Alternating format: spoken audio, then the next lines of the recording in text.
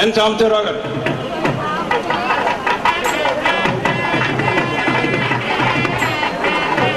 ఎన్ సాంబశివరావు గారిని వేదిక మీద రావాల్సిగా కోరుతున్నాను.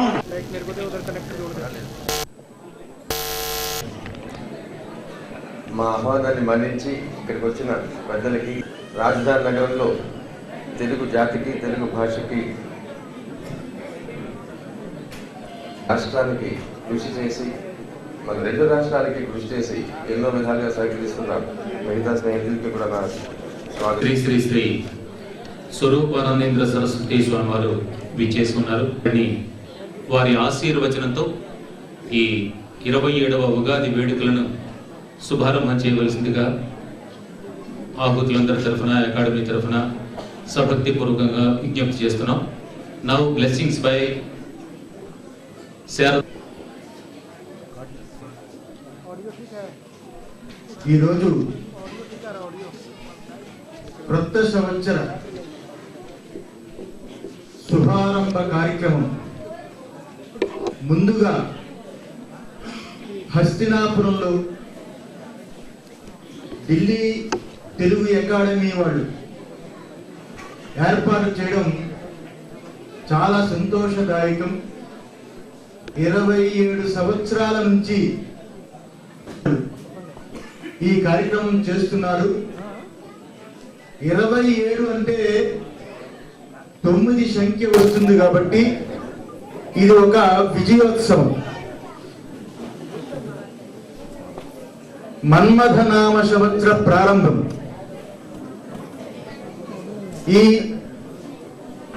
ఢిల్లీ ప్రాంతంలో తెలుగు యుగాది చాలా అత్యద్భుతంగా ప్రతి సంవత్సరం నేమాని నాగరాజు మిగతా వాళ్ళందరూ ఈ కార్యక్రమాన్ని చాలా దిగ్విజయంగా నడుపుతూ వస్తున్నారు.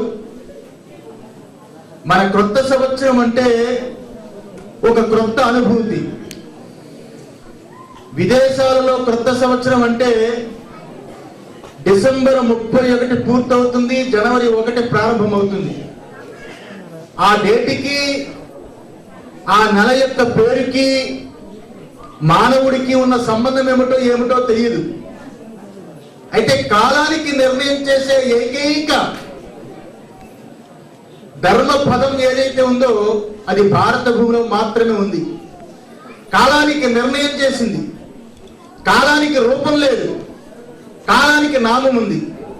కాలం ఎలా ఉంటుందో చూడలేము, కళ్ళతో కనిపించేది కాదు, మనసుతో ఊహించేది కాదు. మరి కాల నిర్ణయం ఎలా చేస్తారు అంటే హిందూ ధార్మికమైన ఋషులు అద్భుతంగా దాన్ని నిర్ణయం చేశారు. సూర్యుడు, చంద్రుడు, గ్రహాలు, నక్షత్రాలు, తిథులు, వారాలు వీటన్నిటినీ తీసుకుని ఖగోళంలో ఉన్న సూర్య, చంద్ర, నక్షత్రాలు అన్నిటినీ పెట్టుకుని మన భూమికి ఉన్న సంబంధాన్ని, ఖగోళము భూగోళము రెండింటికి ఉన్న సంబంధాన్ని నిర్ణయం చేసుకుని కాల నిర్ణయం చేశారు. అలాంటి కాల నిర్ణయంలో